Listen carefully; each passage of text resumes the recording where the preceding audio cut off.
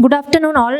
I am Manjusha Marar, Cybersecurity Associate, ACPL System Private Limited Company, and I am a Cyber Shiksha alumni from pass out year 2019. Cyber Shiksha is a skill initiative program for young women by DSCI and Microsoft. So I'm delighted to welcome you all in this AISS 2023. So the session, Identity, the Core of Digitalization, Robust Authentication Access and Authorization for Banking, IT and Physical Environment. And so we have a panelist, Cyril Mohapatra, Senior Vice President and Head of Digital, SDG, IndusInd Bank. And we have a Pinakin Dev, Country Manager, South Asia, OneSpan. Then Mr. Samir, Senior Executive Vice President and Cisco HDFC Bank. And we have a moderator, Dr. Sriram, so Cybersecurity, CEO, Data Security Council of India. So I'm thankful to DSCI and my DSCI for giving this wonderful opportunity to lead the session, and looking forward to see the session today, and requesting moderator Dr. Sriram to lead the session for today. Thank you.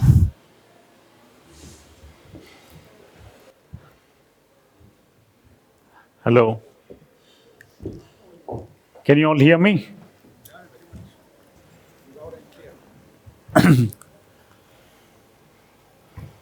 Okay.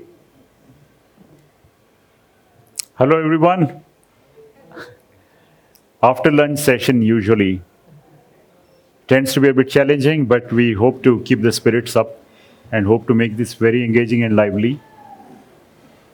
So, as she's introduced, I'm Sriram, Dr. Sriram Birudavolu. I head the DSCI's Cybersecurity Center of Excellence at Hyderabad, okay, where we are doing a lot of programs, including incubating 40 plus cybersecurity startups. Should any of you need any help, whether it's corporate, government, academia, R&D, or international collaborations, please do reach out to us. We're part of the DSCI's larger ecosystem.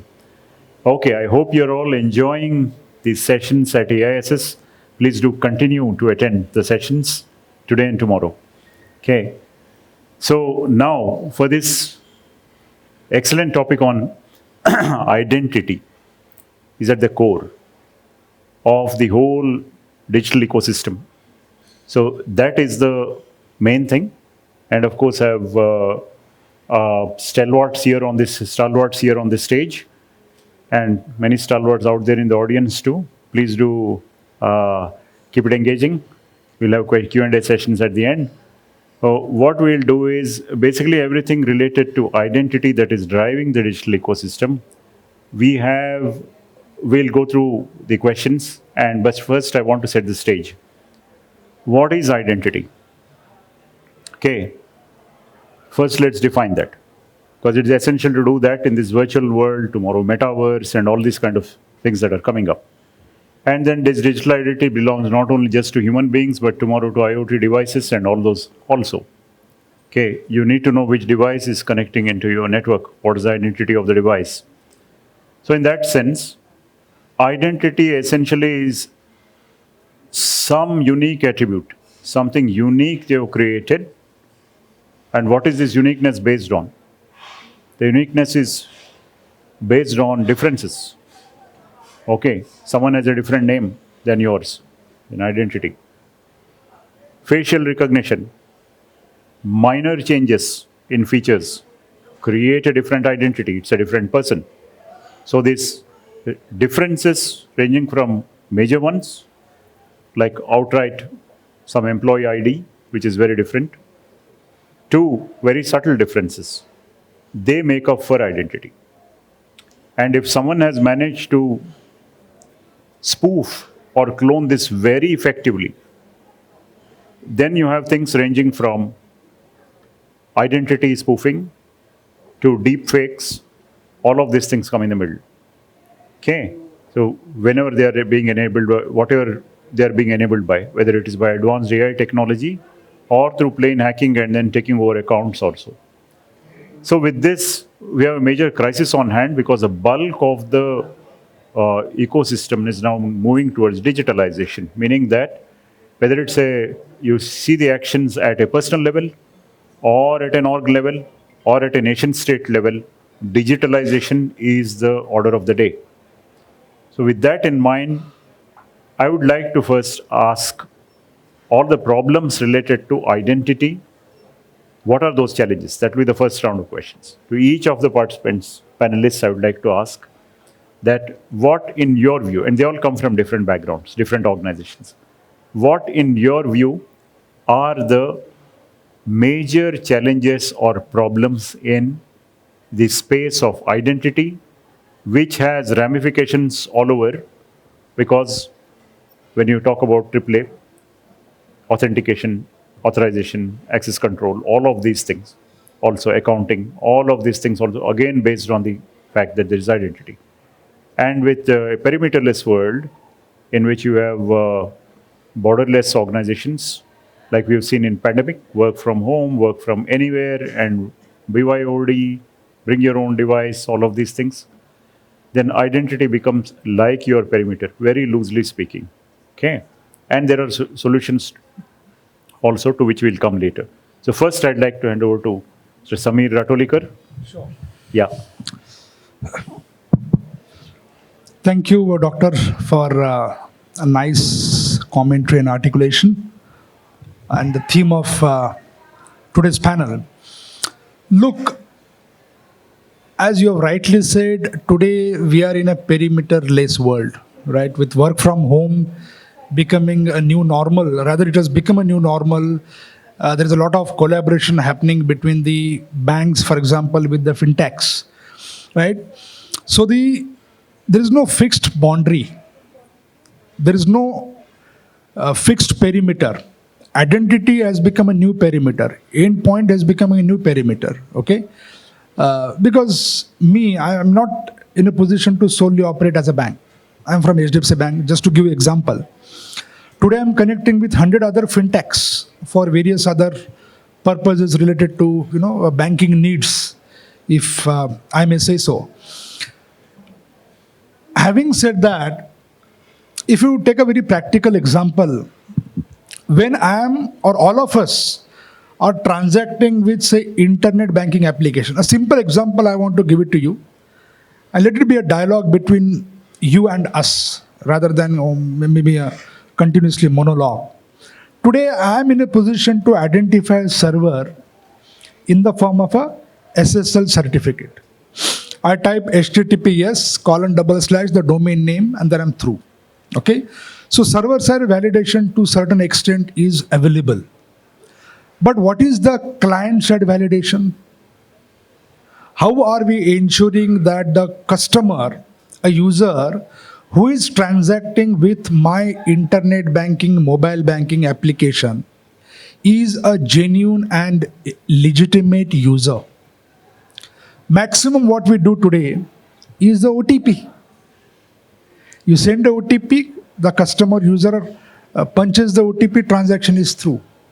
If OTP is bypassed, if OTP is stolen, it results into fraudulent transactions.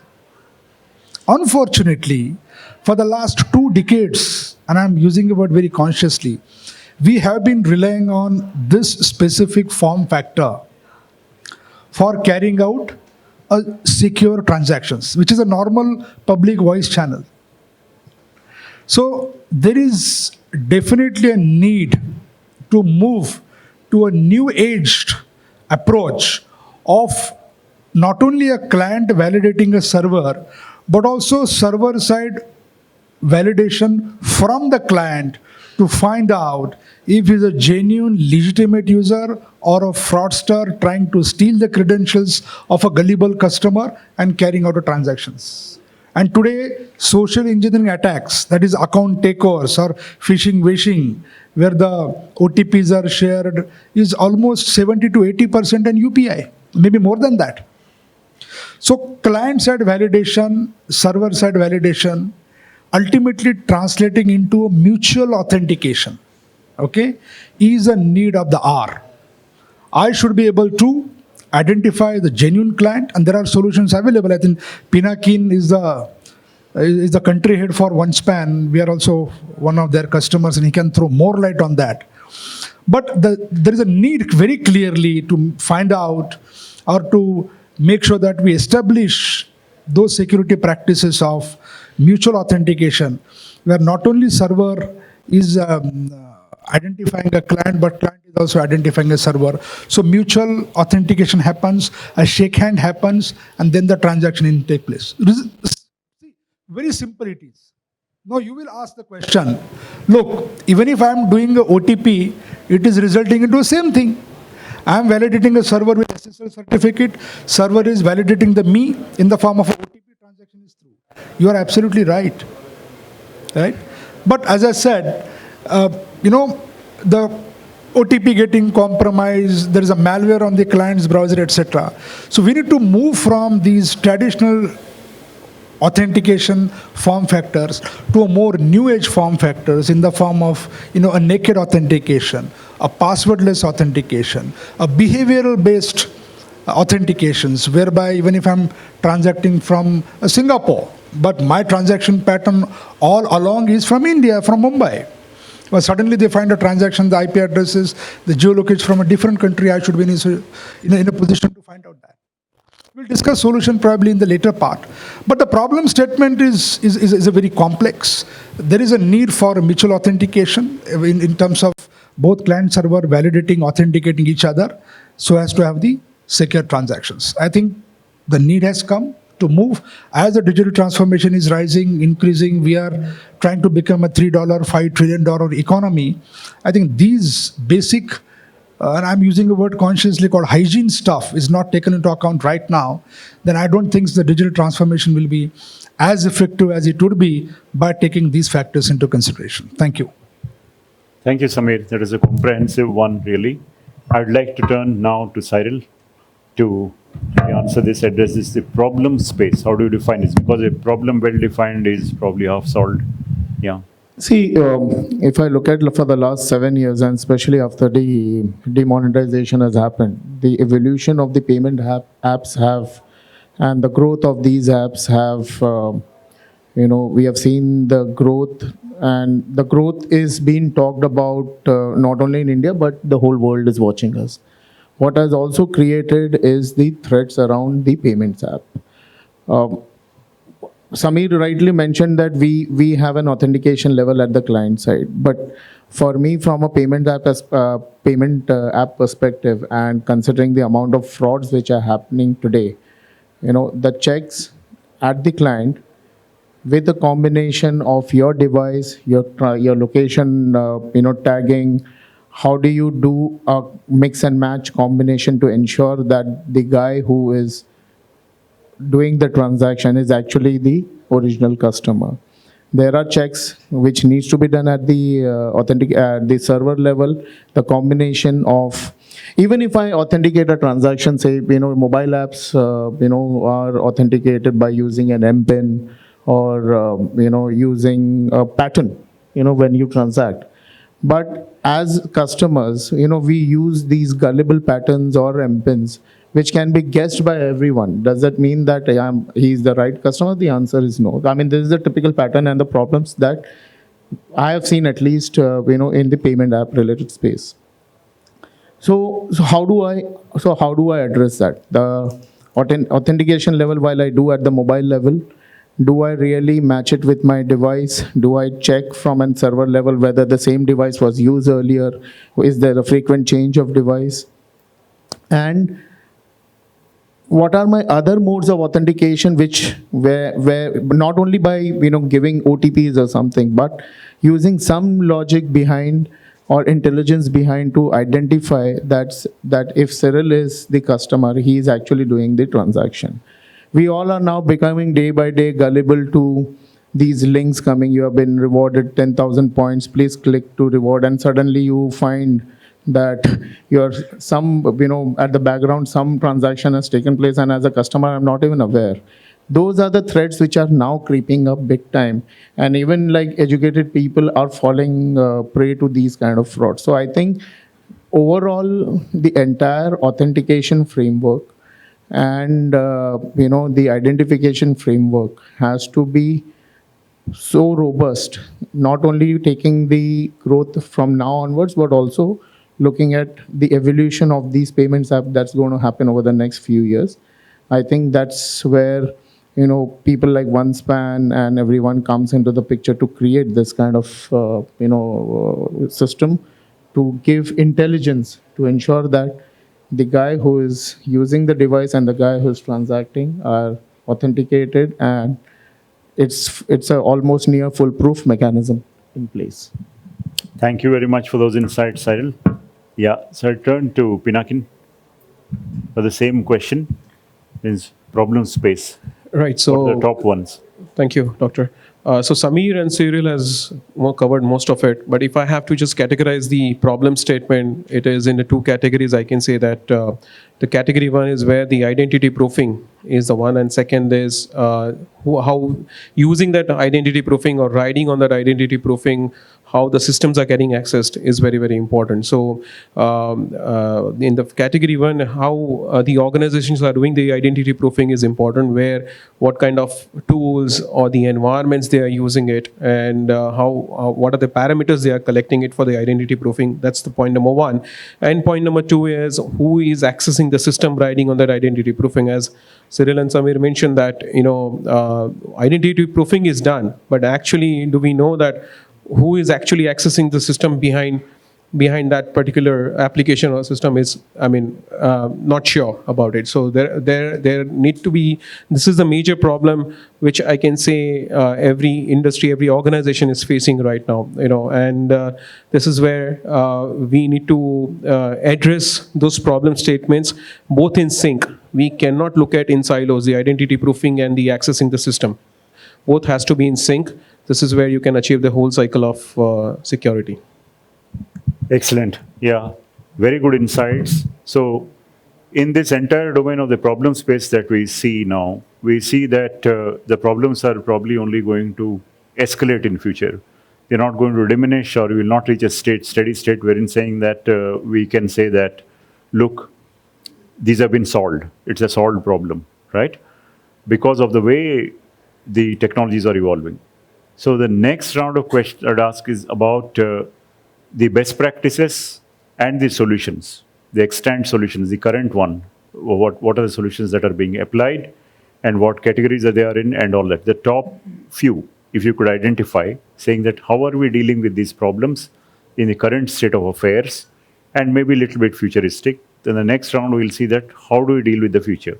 So you could cover the area saying that around this identity and access management system, you have a range of solutions ranging from behavioral biometrics, multi-factor authentication to really bolster that the identity is there, to securing the entire ecosystem, distributed ecosystem framework with various different solutions which are there, which can help in identity management. So I'd like to turn to Samir again, see that what are the solutions and the best practices that are there. Please add in the thing about any regulatory frameworks and any industry standards also which are there, which you would be following or they need to be following. Right. So let me take a step back before jumping into the solutions directly. I think Pinakin heads a company which probably has all comprehensive solutions available. But please understand one thing. Look, let us take an example of a mobile banking. The mobile banking a decade back and the mobile banking today, there is a vast difference. Today, the operating systems are huge. You have Androids in multiple flavors. Within Androids, the make and models are different. And that is exactly the fraudsters are taking advantage of these particular issues and trying to carry out unauthorized or fraudulent fund transfer using the mobile phones. Okay? As simple as code obfuscation, as simple as the rooted devices, right? The code obfuscations, application hooking, multiple mechanisms, and I'm sure many of you would resonate to this. These are all issues contributing to getting the mobile banking's security posture down. And when the security posture is down, the fraudsters are able to take advantage of this and trying to sort of carry out a fund transfer, unauthorized fund transfers. So these are one examples on, say, mobile, because mobile is what is become a pervasive, and today 85 to 90% of the India's penetration, the mobile banking has carried out. Probably the mobile banking is the way forward in terms of the banking services are also concerned. So all of us knows. Now coming back to even net banking. Net banking, a user is carrying out the transactions, his machine has a keylogger, a malware, which is capturing your credentials. In certain cases, using the man in the middle and those attacks, we have seen the malware has also captured the OTPs, change the sequence number, the exploit kit got installed. So multiple client level attacks are also originating as we're speaking. So somewhere down the line, we need to think of a solution which protects the entire mobile banking, for example, or mobile-based transactions in 3 ways. Number 1, securing the devices, right? And these 3 pillars, in my view, will be a good takeaway for all of you now. Number 1, protecting the mobile phones. Okay, so protect the device, give a secure storage, etc. Second is securing the application, where I said the code obfuscations and the rooted devices, jailbroken devices has a role to play, right? And third is the communication security, that is the communication going on between a mobile app, say mobile banking app, to a mobile app server side validations. So I think if you divide the entire problem statement into these 3 buckets, a device security, application security, and a communication security, I think the job is done. And there are interesting solutions available in catering to all these 3 problem statements. There are solutions available which will make sure that the devices are secured, the application is secured, and the communication is secured. There is a need, of course, all of us to understand, dimension the risk properly, and use it for the benefit of our customer. Similarly, on the net banking side, on the laptop, desktop side, the new age solutions have come up which has the capability of finding out if there is a malware on your endpoints. If there's a malware, it will trigger an alert to your customer saying that, look, we suspect some malware, so we are holding it.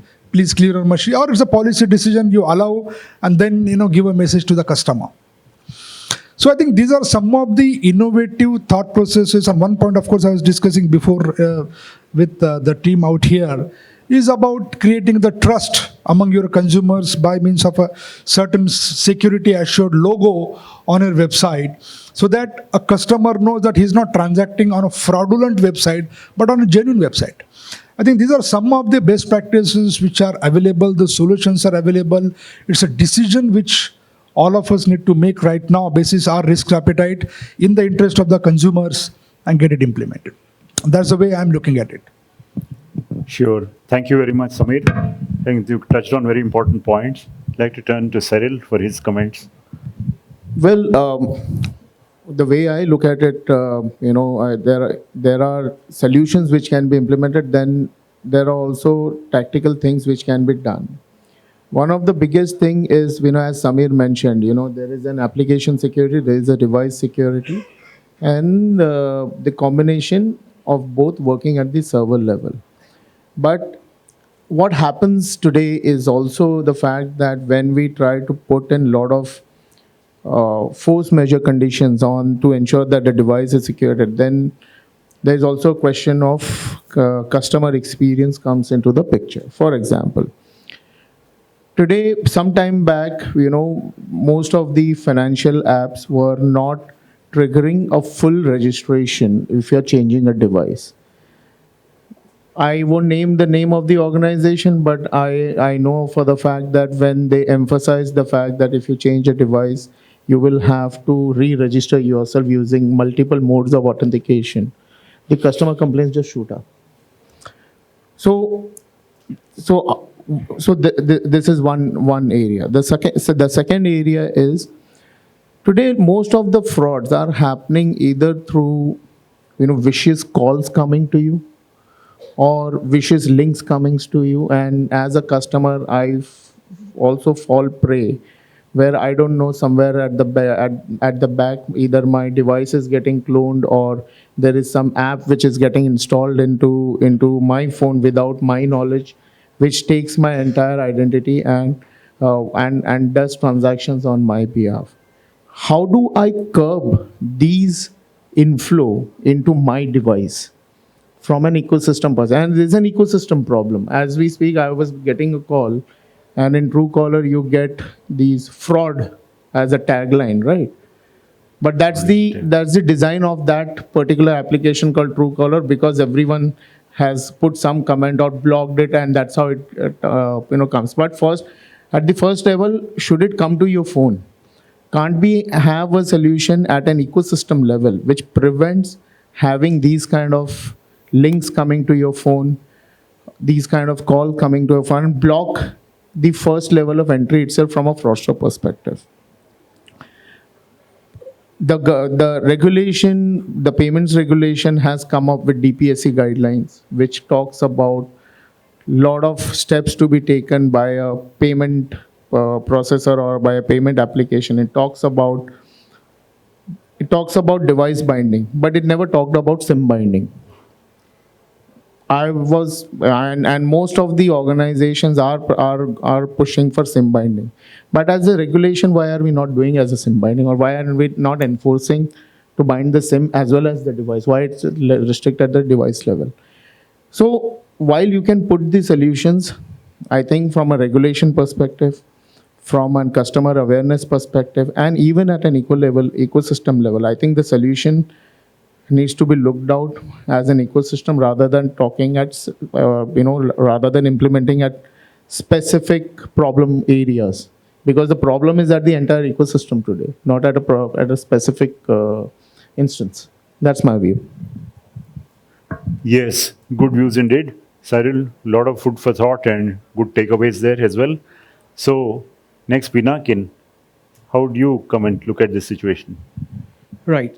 So, I mean, as you all know that, I belong to OneSpan. We majorly work with the large financial institutions globally. The way we look at, serving to the customer, the way we come out with our solutions, or probably even any other OEM or industry should look at coming out with the solutions in this approach, that you should look at the reverse way.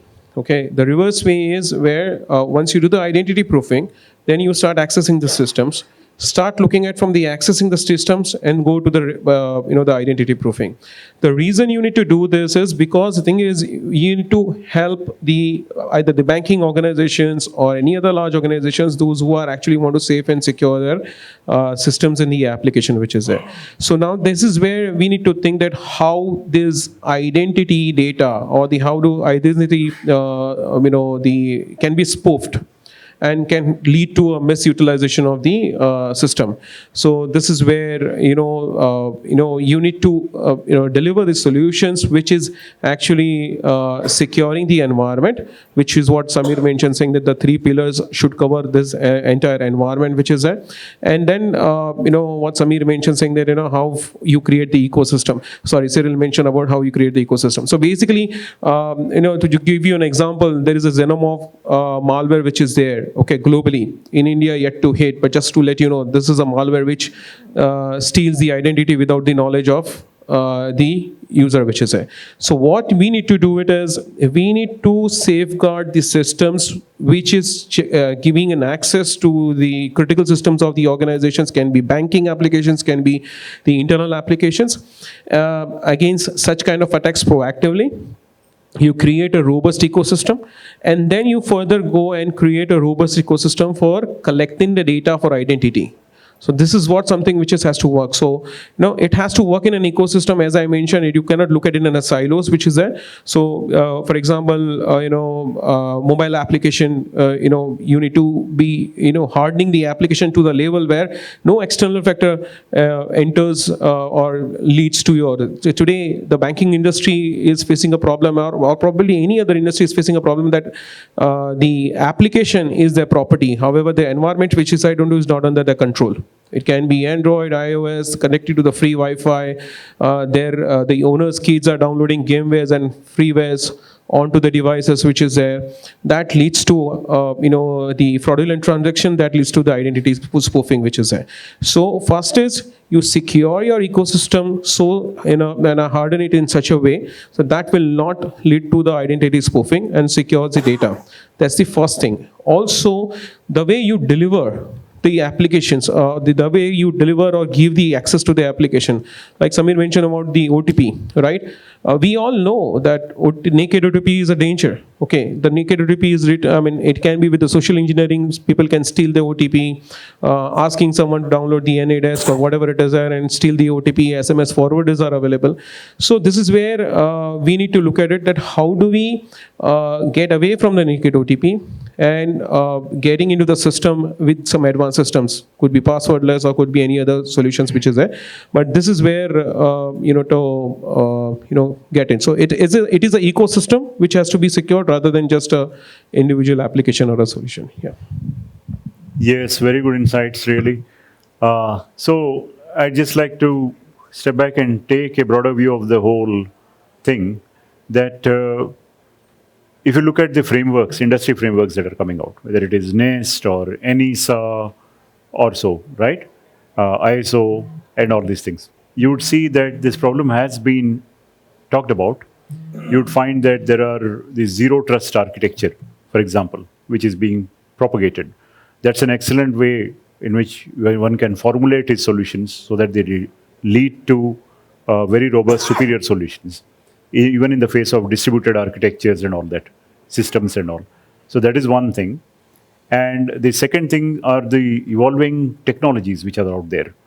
That means you have, as I mentioned, all these technologies, like I mentioned, UEBA, user entity behavioral analysis, multi-factor authentication, and several other things that are there, which they put together, and some things that are seamless.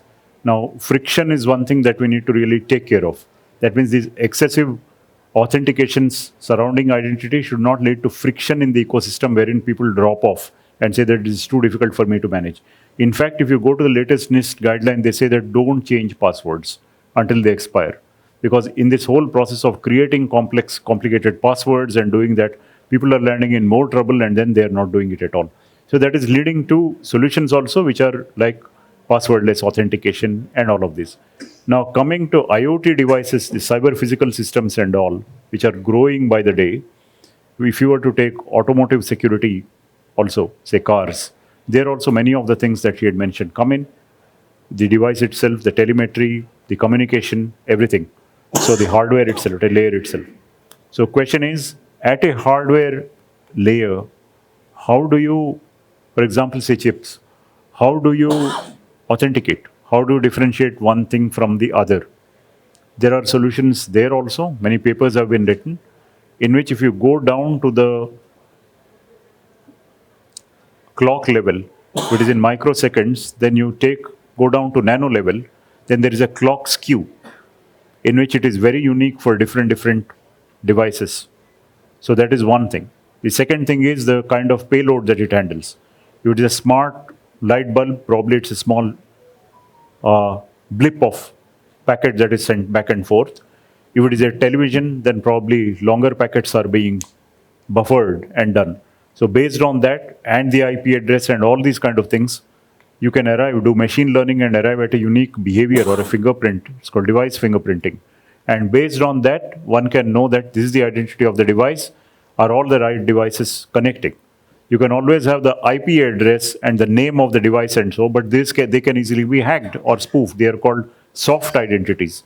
So you have more hard identities by which you really know that what is happening, why is this malfunction behaving in this manner from this particular device. It should not have downloaded so much data. Why is it happening? Something is abnormal. So in all these manners, you can establish and create a very solid identity system which will protect and safeguard you. So now, in the last leg of this whole discussion and session, I'd like to look at the future and say, what does the future have to offer? Now, there could be many things, ranging from quantum cryptography to various regulations and standards that are coming out, to the plethora of devices that are out there. Maybe with 5G and all, the IoT devices will far overtake and be there everywhere, become ubiquitous. And also digital banking will take on other shapes. So I'd like to turn to Samir. I think there is no silver bullet in my view, right? It has to have a layered defense, which is a fundamental principle of cybersecurity. Same is applicable in this phenomena as well. When I'm saying layered defense or a multi-defense or a defense in depth, I mean the controls right from a user, that is the user's machine, right? User's identity, all the way to the server and the back. I'm sure many of you would have seen the movie of Amitabh Bachchan, where, I think if I'm not wrong, was it a Diwar or somebody else, where on one piece of a paper, the name was written and he cut the pieces into two. So one was with Amitabh Bachchan, other was with Shashi Kapoor, something like that, right? When they met up some 20, 25 years later, they take out the pieces of paper and they match it as one, right? So that is a classic example of Diffie-Hellman algorithms. I don't know how many of you are familiar with Diffie-Hellman algorithms. It's all about a mutual authentication. The half of the key is with me, the half of the key is with server, right? With me means on my device, half of the key is with the server.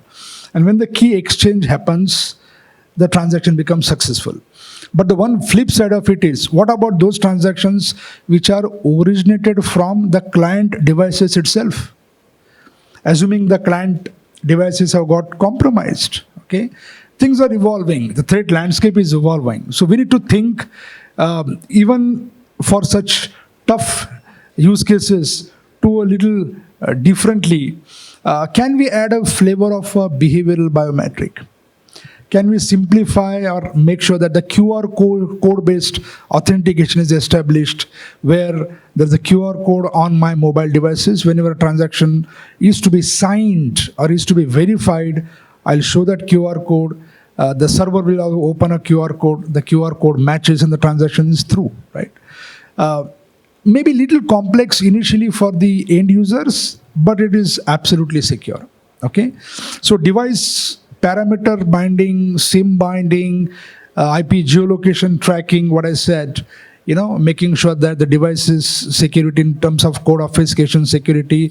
Pinakin has fantastically informed about the identity proofing, which is the future. So I think these are some of the ways with which we can secure the transaction, secure the identities, and have ensured accesses and the authorizations. I think the world is also moving in that directions. A lot of cognitive-based systems, behavioral-based systems are coming up now, which some point in time in the next 2, 3, 4 years will become a more adoption point among all of us. And my best wishes to the industry. Sure. Thanks, Samir.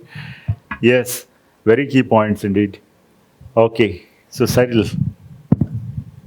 See, I think, while we can talk about solutions, what can be implemented, I think the larger problem is that by the time we implement a solution, we have 100 new problems also which gets arise. And that's how, the frost of minds in this country is working. But largely, I agree to mostly what Samir has said, and but I also wanted to put some more points over here in addition to what Samir has said. I think one of the fact remains is that there has to be a repository in the ecosystem which talks about or which educates that what are the kind of threats that are coming up on a near real-time basis or on a real-time basis, and our entire development, because the entire app, thing starts from how you develop a code, right? Our entire development engineers are aware about what are the kind of threats that might come in. And then when you're writing a piece of code, you take at least some learnings out of it and try to protect at the code level. That's one. Second, I think, while we can put all these checks and balances at the server level and authenticate, etc., the agencies who conduct our VAPT, I think they also needs to be evolved, and they have to also be in line with the possible threats which might come in. I think there has to be continuous R&D around that aspect, which helps payment apps or financial institutions to protect their apps, etc. and all. We are talking about adaptive authentication, which Pinakin spoke about. That's something at least all the payment applications should have it in place. We spoke about server level checks. We spoke about device level, and the combination of device and the server level checks. I think everyone should by default do it. Those are basic hygiene. And this should not be only limited to a payment app or to a financial institution app, but this should be across the entire ecosystem of the application. Because today every application, whether it's a grocery application or it's a transport application, has some linkage around payments around that, right? So I think from an overall industry perspective, and we as a country, the world is going to only work digitally going ahead, and more apps will be created. I think the entire protection, the ring fencing of the entire app industry is something has to be there, and all these learnings that say an X organization is doing or Y organization is doing has to be turned out into regulations, has to be turned out as an education to all the app providers in the country. Thank you. Since we have a few minutes left, I'd like a few comments from Pinakin. Okay, great. Thank you. So basically, I'm sure everyone has heard about the OASP top priorities, right? Raise the hand, OASP. Everyone must have heard of it. Yes, yeah, which is everybody. great. So basically, why am I saying about the OASP is because the thing is nowadays everything is moving towards the mobile. Okay, let's accept the fact whether it is identity proofing or accessing the systems, everything is moving towards the mobile. So mobile becomes a very, very important thing, which is there. So solution provider like me has to focus on consulting approach rather than providing a product. As Cyril Samir mentioned that, there should be an ecosystem, connected world has to be there. That connected approach can only come when you have a solution approach or a consulting approach rather than a product approach. I have something that I want to sell. No, nothing like that. There should be a consulting approach. How do you get that consulting approach? Is basically if you follow that OASP top 10 priorities, you will come to know that what are they recommending, how your mobile world should be, how your access management should be. For example, today the industry is in race of meeting certain DPSC criteria because regulator is telling them to meet that, okay? And therefore, for application shielding or application security, they are taking X solution. For authentication, they are taking Y solution. For some other solution, they are taking something else. Rather than that, you should have a connected world. Wherein, for example, if you are generating an authentication, after proving the identity from that banking application should be shielded in such a way that any threat arising out of that ecosystem should be communicating and safeguarding that transaction well before it hits to the server. For example, if as Amir mentioned, hooking is a major problem. If your application is prone for hooking or it is under the threat of hooking right now, and if you are, just imagine a situation that application shielding is not able to prove the protective hooking, and here you are doing a transaction through the authentication. You're gone. You are prone for the man-in-the-middle attack. Whereas you need to have a connected world wherein your application shielding and the authentication framework or the identity proofing should be working in sync, and there should be a layered approach. Layer 1, check, everything okay, perfectly fine. Then go to the layer 2 where you are accessing the application, doing certain authentication, proving the identity, and the details goes to the server for the transaction which is there. So there has to be connected world. It has to be, syncing with each other. It should be sharing the intelligence with each other, all of those things. And we have been working with few of the large banks around the same approach rather than just pushing for a product. So anyone who is basically trying to work with the large organizations, have a consulting approach, then you will be able to understand their pain points. Important to understand the CISOs and CIOs pain point is very important. That's from my side, yeah. Sure, thanks. We are out of time, but it was an excellent discussion. So I'd really like to emphasize, based on summarizing, that of course it has to be a layered approach. It has to be a total comprehensive approach, first of all. Use an industry framework, follow all the guidance, and identity has become all the more important because you see that after all, DPDP Act, personal information, that is identity, right, which can identify a person. So that is there. And it has to be segmented. And of course, you need to have data diodes in place so that the information doesn't flow anyway, that someone can hack and get into areas that they can't. For example, in OT systems, it may flow only in one way. Let's say from an OT, if you're collecting information, one should not go in and tamper with it. So in that manner, so I'm reminded of a joke, a cartoon that I saw some time ago, that there's a wife standing and looking at the credit card bill. Okay, the husband is in the other room. She's saying, asking, honey, did you buy a Rolls Royce in China? Or something like that. And his credit card is showing that his credit card has been used in China to buy a Rolls Royce or something like that. So that was the cartoon, but hope it doesn't happen at all because obviously he's been hacked. Okay, so with that, I'd like to close. Any questions? Just, we're out of time, but probably a couple of questions.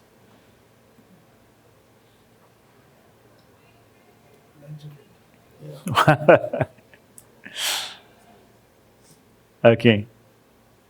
Yeah. So I guess we can wrap it up and hope these are excellent insights and takeaways for the audience, because the best thing is to practice.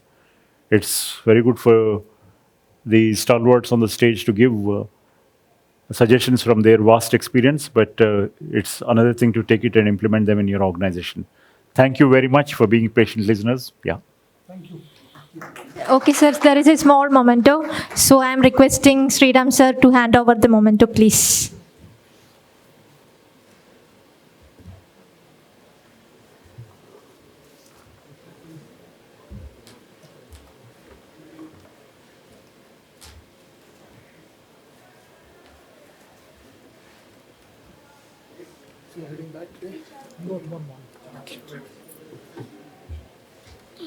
I would request to.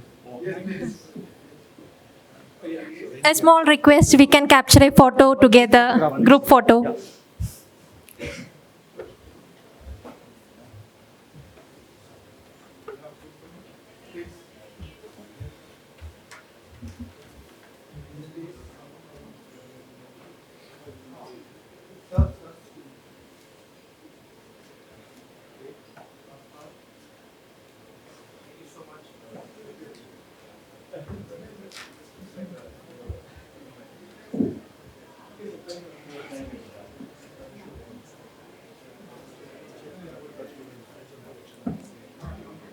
There is another section going on in the same room, so please be available.